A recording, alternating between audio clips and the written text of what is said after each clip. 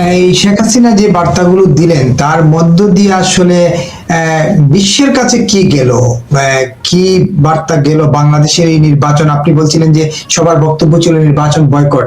এই নির্বাচনে কোন ধরনের মানে হস্তক্ষেপ এরকম কোনো আভাস কি মিললো এখান থেকে? আর জাতিসংঘের বিষয়টা যেহেতু সাবেক প্রধানমন্ত্রী তুলেছেন, তিনি কোন প্রেক্ষাপটে জাতিসংঘকে কি ভূমিকা নেওয়ার জন্য বললেন? আপনি খেয়াল করেন উনি এই যে OHCHR এর যে রিপোর্ট ছিল সেই রিপোর্টটা যে ফ্লড, ত্রুটিপূর্ণ, সেটা বারে বারে উল্লেখ করা হয়েছে। সেই অর্থে সেটা গোপনে ইউনূস সরকারের কমিশন প্রাপ্ত রিপোর্ট, সেহেতু সেটা নিরপেক্ষ কোনো রিপোর্ট ছিল না। আর বাংলাদেশের সরকারের তরফের থেকেও ইন্ডিপেন্ডেন্ট ইনভেস্টিগেশন করা হয়নি, কেননা সরকার নিজেই এর পার্ট, মানে ইন্টারিম গভর্নমেন্টের মেম্বাররা তার নিজেই এর পার্ট। সুতরাং আইডিয়ালি এত বড় একটা ক্যাজুয়ালিটি হয়েছে, সেখানে তো কোনো ইন্ডিপেন্ডেন্ট ইনভেস্টিগেশন হয় নাই। যদি না হয় তাহলে ফুল কমপ্লিট কম্প্রিহেন্সিভ জাস্টিস কেমন করে হবে? জাস্টিস এমন না যে আপনি পলিটিক্যালি টার্গেট করে আওয়ামী লীগের কিছু নেতাকে আপনি ফাঁসিয়ে দিয়ে দিলেন, জেল দিয়ে দিলেন। জাস্টিসটা হচ্ছে কম্প্রিহেন্সিভ একটা ব্যাপার, অ্যাকাউন্টেবিলিটির একটা ব্যাপার। সেইখানে আপনার সমস্ত বিষয়গুলোই আসতে হবে, এমনকি যারা ভিকটিম তাদের দিকটাও আসতে হবে। সেই জন্য এখানে বলা হচ্ছে যে ফুল ফ্লেজেড একটা ইনভেস্টিগেশনস আওয়ামী লীগের তরফের থেকে আবার দাবি করা হচ্ছে। এটা হলো ওইটার উত্তরের মানে উত্তর।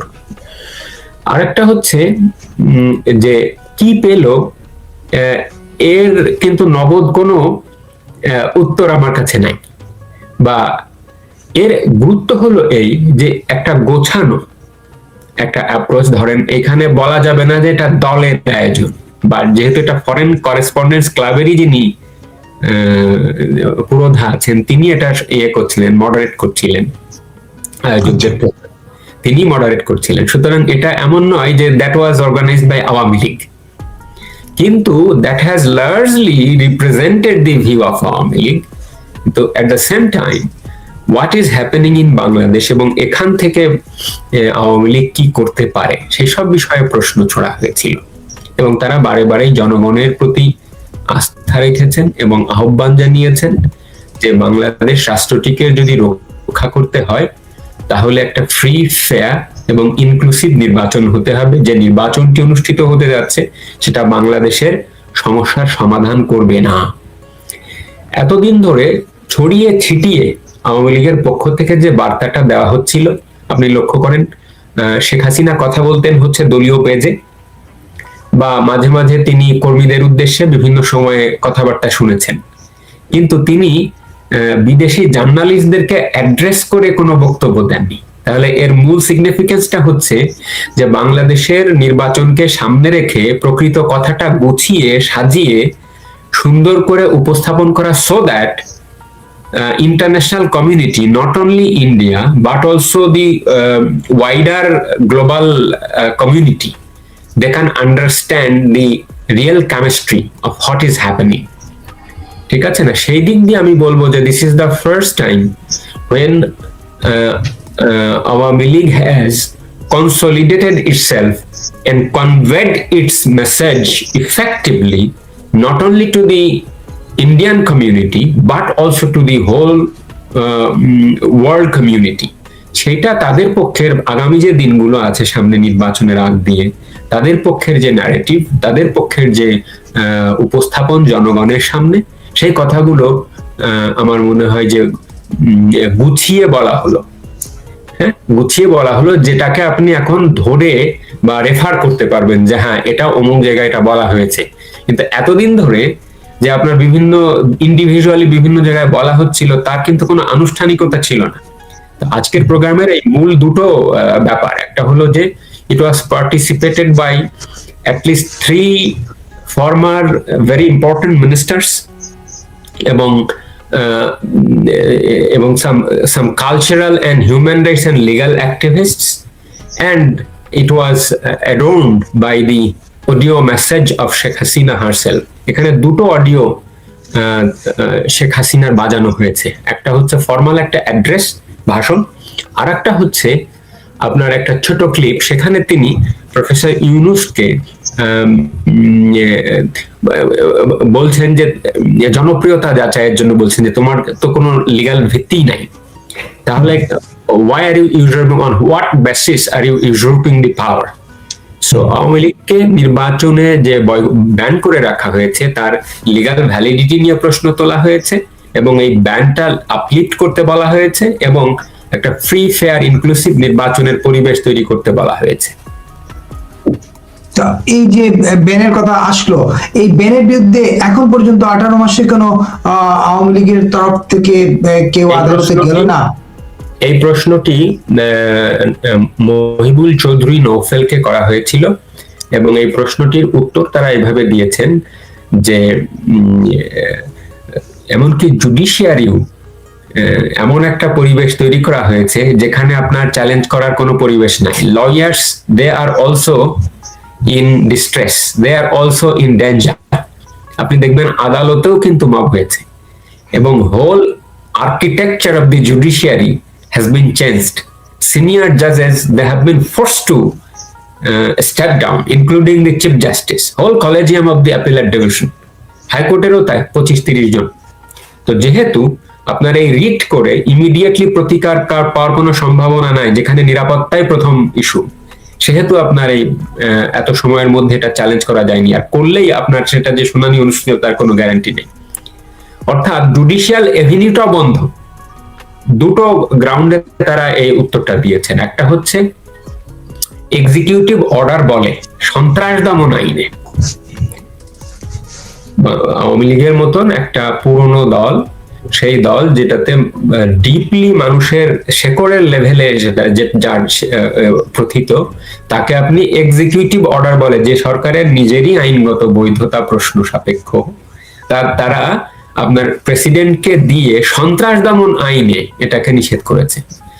ধরুন আপনি কোন সংগঠনের বিরুদ্ধে যখন কোনো অভিযোগ উত্থাপিত হয়, এখনো কিন্তু আইনগতভাবে আওয়ামী লীগের বিরুদ্ধে কোনো লিগ্যাল অ্যাকশন দায়ের করা হয় নাই, এবং হিউম্যান রাইটস স্ট্যান্ডার্ড হচ্ছে যে আদালতে জুডিশিয়াল ইন্টারভেনশনস এর মাধ্যমেই কেবলমাত্র আপনি কোনো right to expression, right to organisation, right to assembly ইত্যাদিকে ব্যান করতে পারেন বা যৌক্তিক সীমাবদ্ধতা আরোপ করতে পারেন।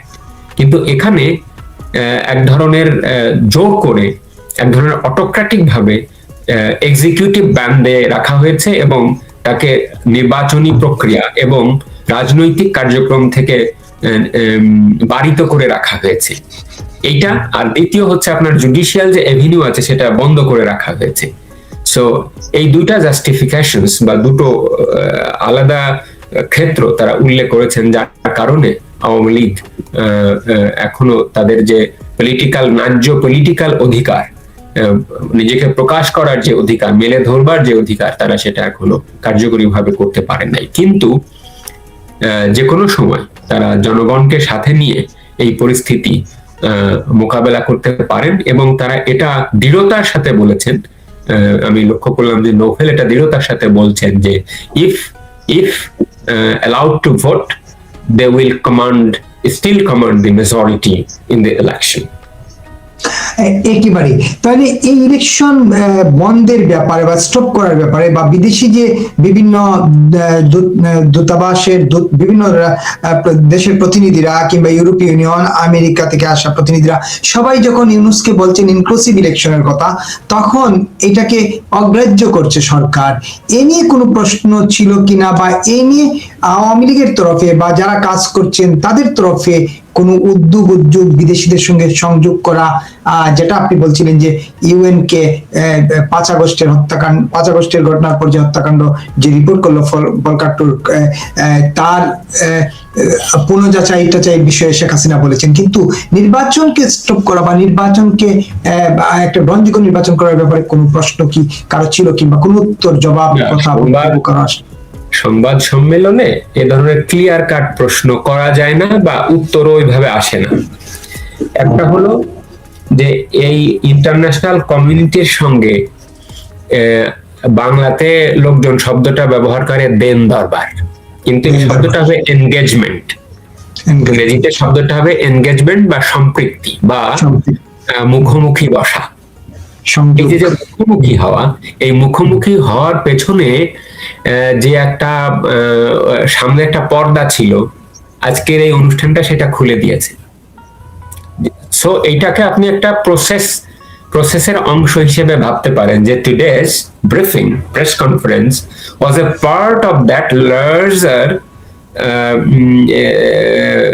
Scheme of Awami League politics. তারা যে ইন্টারন্যাশনাল কমিউনিটির সঙ্গে সংলাপে বা নিজেদেরকে ব্যাখ্যা করার জন্য প্রস্তুত আছেন, সেটা কিন্তু তারা আজকের এটার মাধ্যমে জানান দিয়েছেন। দ্বিতীয় হলো যে আওয়ামী লীগ বাংলাদেশের জনগণের দল হিসেবে এটা বলতে পারে না যে জাতিসংঘ তুমি এসে এখানে ইন্টারভেন করো বা অমুক দেশ তুমি এসে এখানে, because that may be interpreted as antithesis to law, constitution, and also the idea of sovereignty. কিন্তু কোন পয়েন্টে তারা বলতে পারে এবং সেটাই তারা বলেছেন। কি সেটা হলো যে মাইনরিটি রিপ্রেশন, সেটা হলো হিউম্যান রাইটস ভায়োলেশন, সেটা হলো উন্নয়নকে স্থবির করা, সেটা হলো রিলিজিয়াস এক্সট্রিমিজমের দিকে চলে যাওয়া, সেটা হলো জনগণের সেফটি সিকিউরিটি। এই সকল গ্রাউন্ড যখন তৈরি হয় তখন এটাকে আমরা লার্জার সেন্সে বলি হিউম্যান রাইটস কনসার্ন বা সেফটি অ্যান্ড সিকিউরিটি কনসার্ন বা জাস্টিস কনসার্ন। সেই সকল অর্থে একটা কথা বলা হয় যে injustice anywhere is a threat to justice everywhere. এটা মার্টিন লুথার কিংয়ের কথা। হ্যাঁ, যে injustice anywhere is a threat to justice everywhere.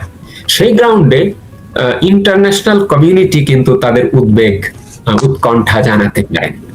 যেহেতু ইন্টারন্যাশনাল ওপিনিয়ন একটা দেশ চালাতে গেলে লাগে, সেহেতু ইন্টারন্যাশনাল ওপিনিয়নকে আপনার কনভিন্স করতে হয়, অ্যাটলিস্ট আপনার পার্সপেক্টিভটা অ্যাড করতে হয়। আপনি বলতে পারেন না যে আমাদের ইলেকশন বন্ধ করে দিয়ে যান। এখানে রাজনৈতিকভাবে দুতরফায় কাজ করতে হয়। একটা হলো জনগণ হলো প্রধান নিয়ামক, আপনাকে জনগণের পাশে থাকতে হবে, মোবিলাইজ করতে হবে, যেটা আওয়ামী লীগ যে কোনো সময় করতে পারে বলে তারা মনে করেন। দ্বিতীয়ত হচ্ছে যে in order to add fresh blood to the debate,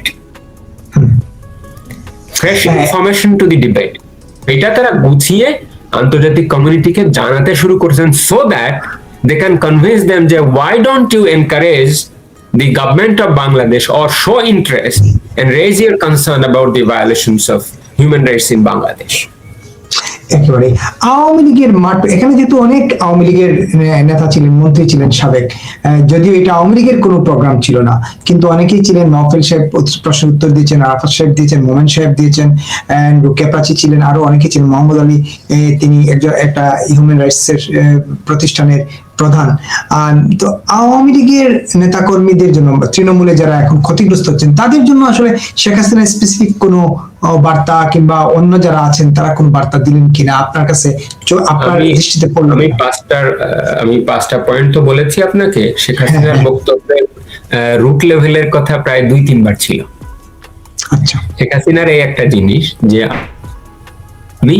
she never forgets about the root level people, particularly to the women, particularly to the mass level who has been suppressed. So তাদের সুরক্ষার কথাই কিন্তু তিনি বারবার তার বক্তৃতাটাতে উল্লেখ করেছেন। তো রাজনৈতিকভাবে তার স্ট্র্যাটেজির কথা তিনি তো এখানে বলবেন না যে আমি এটা, সেটা তারা জানেন যে তিনি কোন ধরনের পদক্ষেপ গ্রহণ করবেন। বাট ইয়েস, তাদের প্রোটেকশনস, তাদের উদ্বেগের কথা সেখানে জানানো হয়েছে, তিনি সেটা উল্লেখ করেছিলেন। এমনকি অন্যান্য যারা ছিলেন তারাও সেখানে বললেন যে এই নির্বাচনটি তারা সর্বৈবভাবে তারা মনে করেন যে এটা একটা অবৈধ নির্বাচন, অবৈধ সরকার, অবৈধ আয়োজন, এবং সেখানে তারা জনগণকে নিরুৎসাহিত করছেন যে without vote there is no vote. এই ধরনের এটাকেই তারা আগামী দিনগুলোতে যে কয়েকদিন আছে সম্ভবত they will take their own recourse. আমি আমার একাডেমিক জায়গা থেকে আমি এর চেয়ে আর কি বা বলতে পারি, সেটা তো রাজনৈতিক নেতারা হলে একেবারে সংখ্যালঘু নির্যাতন নিয়ে সাংবাদিকদের কোনো প্রশ্নের জবাব কি কেউ দিলেন? আজকে আজকে অ্যাকিউটলি এটা আসে নাই যে সংখ্যালঘু নির্যাতনের ব্যাপারটি, বা তবে নেত্রীর বক্তৃতায়, শেখ হাসিনার বক্তৃতায় সেটা এসেছে। একেবারে শেষ করতে চাই, আপনাকে বিদায় দিতেই হবে, টাইম ওভার।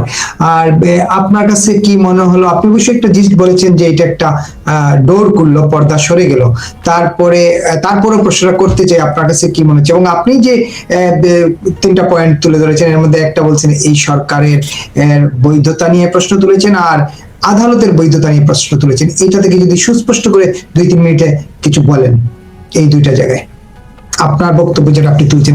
আমি একটা জিনিস সেটা হলো যে দেখেন, জাতীয় নির্বাচনের উপরে চলে গেছে হচ্ছে গণভোট। মনে হচ্ছে রাজনৈতিক দলগুলো এখানে মুখ্য নয়, ঠিক আছে? রাজনৈতিক দলগুলো মুখ্য নয়, যেন মুখ্য কোনটা? গণভোট। কখনো কি দেখেছেন যে গণভোট জেনারেল ইলেকশনের উপরে ওঠে? এই গণভোট দিয়ে তারা বাংলাদেশের অরিজিনাল সংবিধানটাকে বাইপাস করতে চায়, এবং সেইখানে জামাত কেন্দ্রিক একটা রাজনৈতিক ইকুয়েশন আছে, যেটা বিএনপি প্রাথমিকভাবে ধরতে পারে নাই। এখন ইদানিং তারা বুঝতে পারছে কিনা আমি জানি না, কিন্তু তাদের প্রকাশনাটা, তাদের প্রকাশটা দেখবেন যে জামাতকে এখন চ্যালেঞ্জ করার মতন। কিন্তু অ্যাকচুয়ালি যে বাংলাদেশের পুরো সংবিধান ব্যবস্থাকে এইভাবে খোলনলচে পাল্টে দেওয়ার মতন একটা ডিজাইন করা হয়েছে রেফারেন্ডামের মাধ্যমে, দেখবেন যে তারা খুব আগ্রহ দেখায় রেফারেন্ডামের ব্যাপারে। এইটা পৃথিবীর কোনো এস্টাবলিশড কনস্টিটিউশনাল ডেমোক্রেসিতে নাই। এটার কমপ্লিটলি দুটো অপোজিট আইডিয়া। অপোজিট আইডিয়া কি? প্রত্যেকটা রাজনৈতিক দলের নিজস্ব ম্যানিফেস্টো, ম্যান্ডেট থাকে, তারা সেটা সংস্কার জয়লাভ করলে করবেন। কিন্তু 86টা প্রশ্ন, 86টা ব্যাপার বেশিরভাগই হচ্ছে মানুষজন বোঝে না, বা এমনকি শিক্ষিত লোকজন, আমরা যারা পড়াশোনা করি তারাও একদম না, মিনিং উদ্ধার করা যায় না।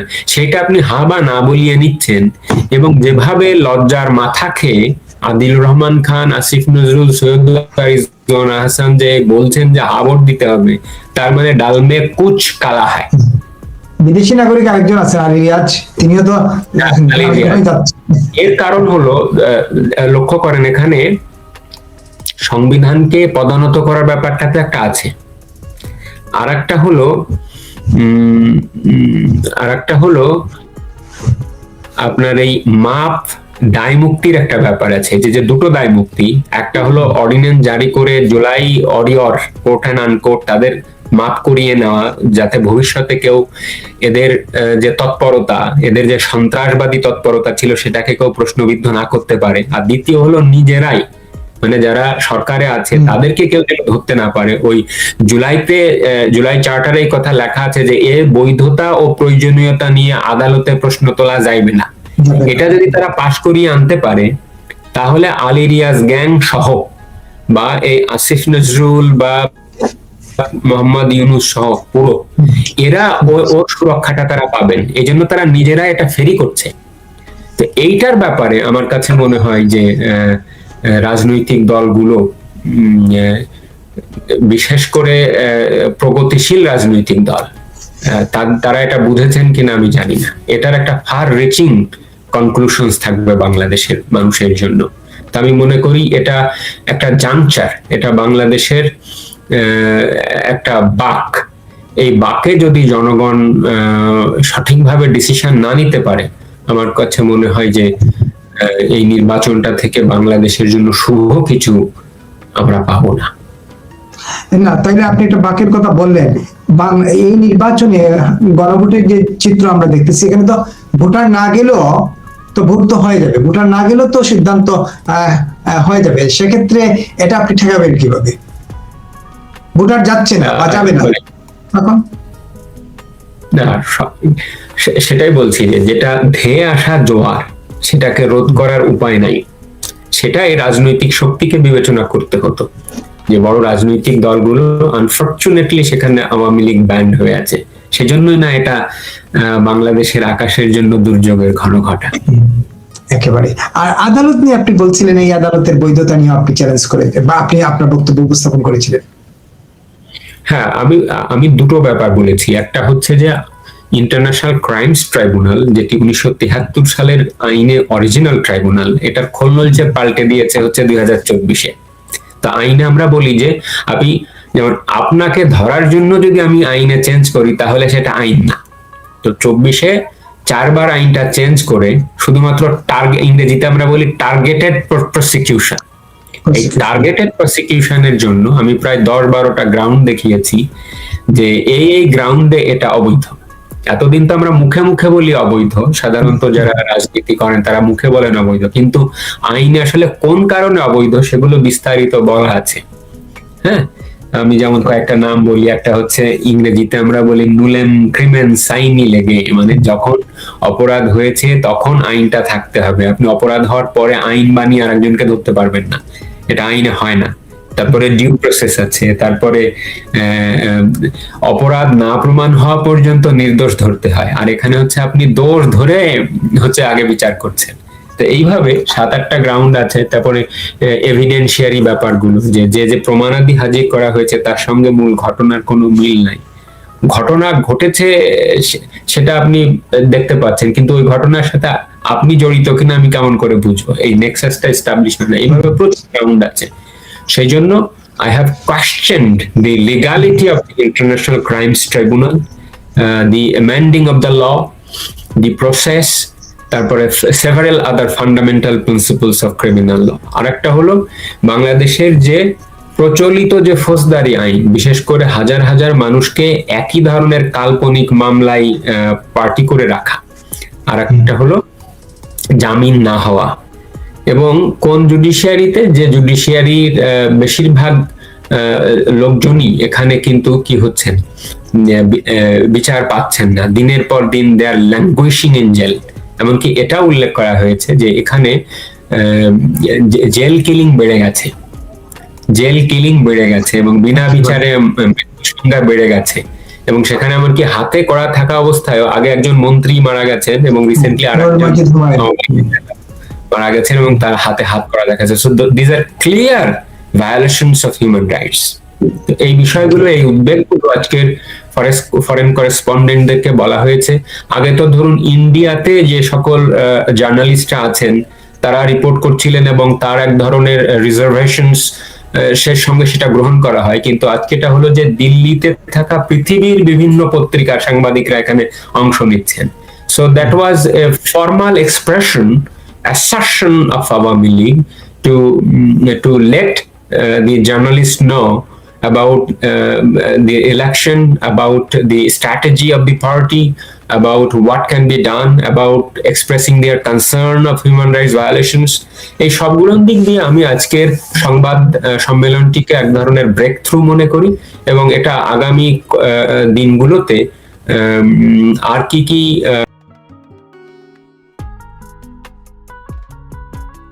মোটা দাগে যেটা আমরা বলতে পারি, উনি ওনার স্পিচটা, ওনার রেকর্ডেড স্পিচটা যেটা আমরা শুনলাম তার থেকে 4-5টা পয়েন্ট বেরিয়ে আসে। মেইন পয়েন্ট, উনি এটা গোড়ার দিকেই বললেন, উনি ইঙ্গিত করেছেন কিন্তু উনি কোনো নাম নেননি। সেটা হলো উনি যে শব্দটা ইউজ করেছেন ফরেন পারপিট্রেটার্স। আর ফরেন পারপিট্রেটার্স আমরা জানি উনি এর আগে এই ফরেন পারপিট্রেটার্সদেরই আইডেন্টিফাই করেই বলেছিলেন, কিন্তু পরবর্তীকালে হয়তো কোনো কৌশলগত কারণে এই নামগুলো আর নেননি, আজকেও উনি নেননি। আমরা এটা সবাই জানি। Let us be very very honest about this. Let us be very very clear.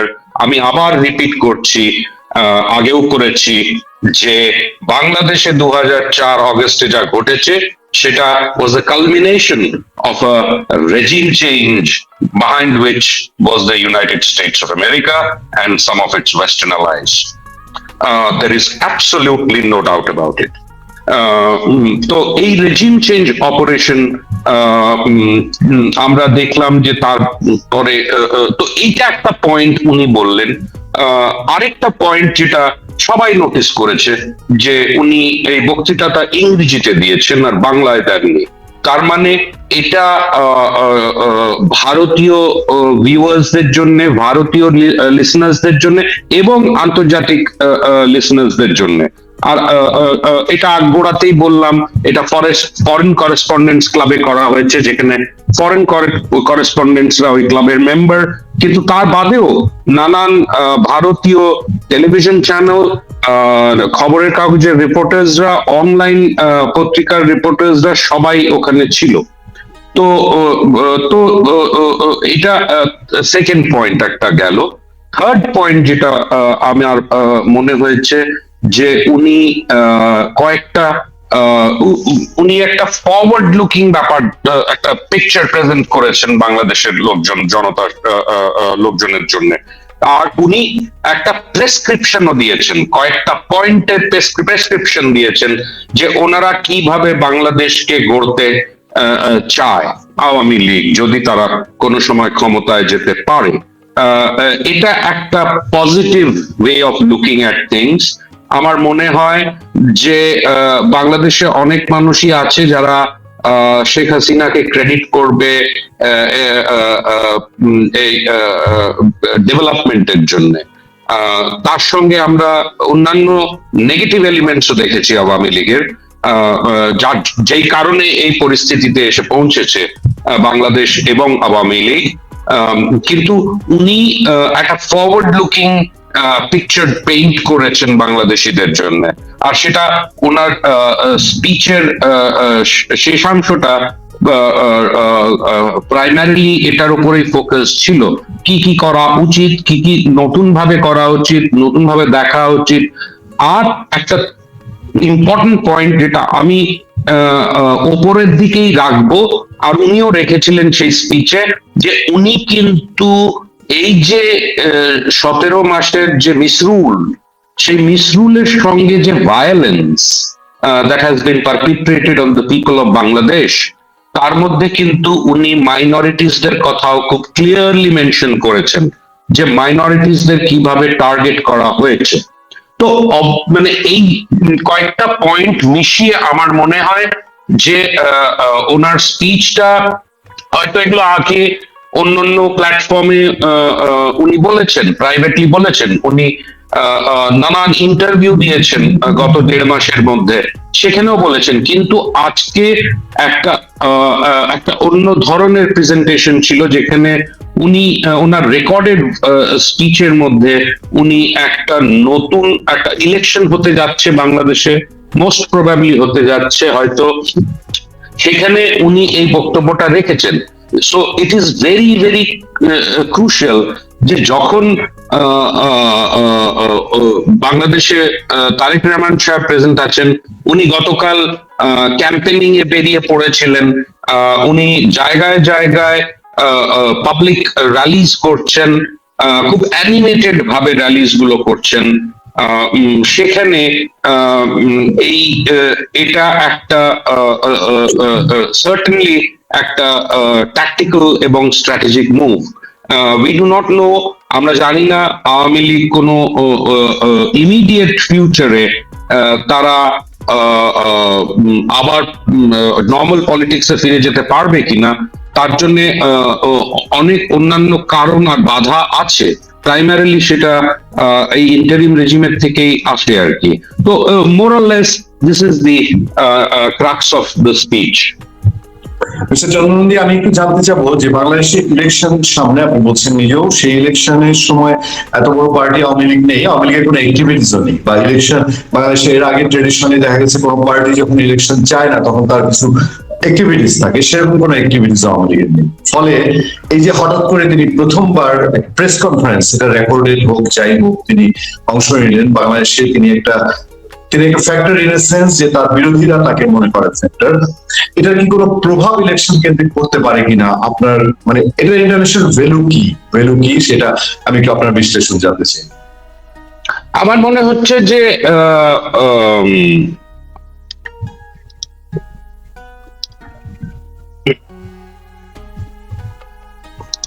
জি, আমার মনে হয় যে এটাতে একটা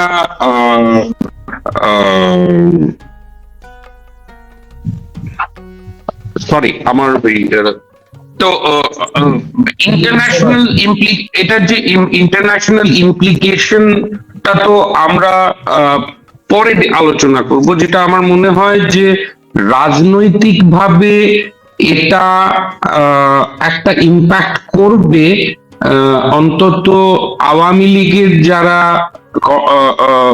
ওয়ার্কার্স আছে, সাপোর্টার্স আছে, তাদের মনোবলটাকে বাড়াবে আর কি, একটা হোপ তৈরি করবে যে শেখ হাসিনা ওনাদের সঙ্গে ডাইরেক্টলি অ্যাড্রেস করেছেন, তারপরে উনি মেনশন করেছেন যে 5-6টা পয়েন্ট, যেটা প্রেসক্রিপশন যেটা উনি দিয়েছেন বাংলাদেশকে ঠিক করার জন্য, তার থেকে এই কনক্লুশনে ড্র করা যায় যে উনি দেশে ফেরত গিয়ে অ্যাট এ ফিউচার ডেট উনি বা আওয়ামী লীগ কিভাবে এই যে সিচুয়েশনটা এখন, সেটাকে কিভাবে তারা রিভার্স করতে পারে, তো সেটা একটা রয়েছে।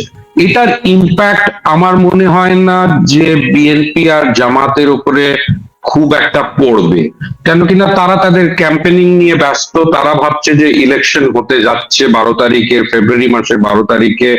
আমরা সেই ধরনের কোনো ইঙ্গিত বা ইন্ডিকেশন পাইনি বিএনপি মহল থেকে বা জামাত মহল থেকে, যাতে কি বোঝা যাবে যে তারা এটাকে কিভাবে দেখছে। হ্যাঁ, দ্য অনলি এলিমেন্ট যারা দ্য অনলি কোয়ার্টার যারা এই স্পিচটাকে নিয়ে ইন্টারেস্টেড থাকবে, সেটা হলো